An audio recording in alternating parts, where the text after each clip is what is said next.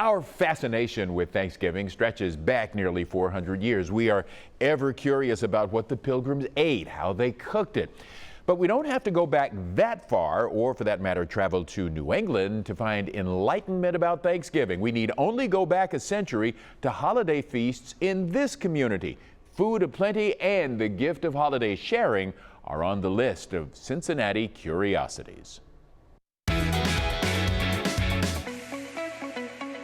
Despite the passage of a century, Thanksgiving in the Queen City in 1921 would look very familiar, filled with family gatherings, lots of turkey, parades, and of course, the big football game. In 1921, thrifty Cincinnatians complained about the high price of turkeys, going then for 40 cents a pound. Despite the cost, turkey reigned supreme at the dinner table, although local newspapers carried recipes for goose and duck, and some households preferred a big ham. McCrone's restaurant on 6th Street covered all the options with a Thanksgiving dinner for $1, offering roast turkey, sugar-cured ham, spring chicken, fried rabbit, and veal cutlets.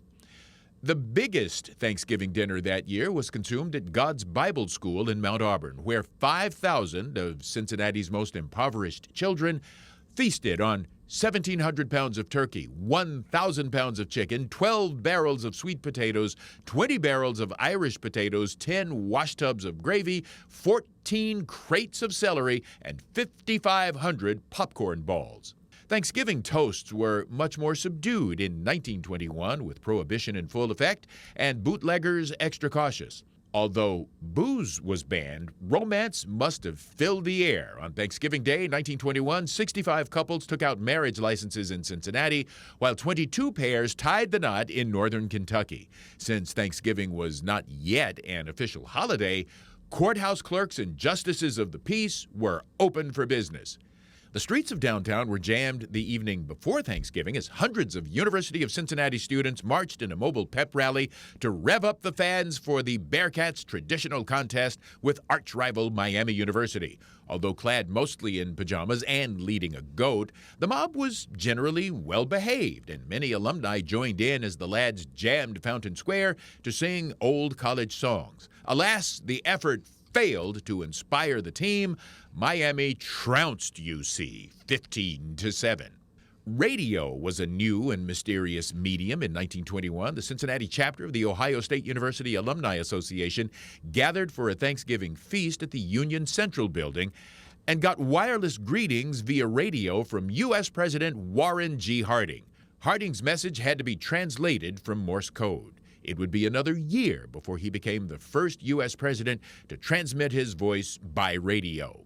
Of course, no one watched television, but Queen City movie houses featured two classics that year, Douglas Fairbanks in The Three Musketeers and Rudolph Valentino in The Sheik. And now to the fun part. Right now I want to welcome our friend Greg Hand. Hey, Greg, thanks so much for joining us today. Always a pleasure. Okay, so what brands of turkeys could folks find at the supermarket back in 1921? Oh my goodness, 100 years ago, brands were totally out of the question. It was even a question if your turkey was going to be plucked. A lot of turkeys were sold with the feathers still on them. And back in 1921, roads were so bad that sometimes shipments of turkeys were held up because the roads were too muddy to bring them in from the farm. So you were lucky to get a turkey. You were lucky to get a turkey if it was dressed and plucked. And brands were not yet part of the picture. Now, this is something I'm curious about. Did our ancestors stuff those turkeys with dressing the way we do today? It's amazing the things that you run into in the recipes that came out back then. All the newspapers carried recipes, just like today for Thanksgiving. But in addition to what we would recognize as normal turkey dressing with bread, sometimes with cornbread rather than wheat bread, you ran into dressings made out of rice, dressings made out of mushrooms, dressings based on sausage, dressings based on oysters, and I even ran into a recipe where the dressing was based on sauerkraut, which I'm really glad is not in use these days. So who exactly issued a permit for a nighttime pajama parade? Oh my goodness. You know, this is a reminder of how this city used to be so vibrant and active. The simple answer is no one issued a permit for this UC pep parade through downtown Cincinnati. Back in the 1920s, if you wanted to have a parade, you just had a parade. Uh, we were still getting used to automobiles kind of taking over the road.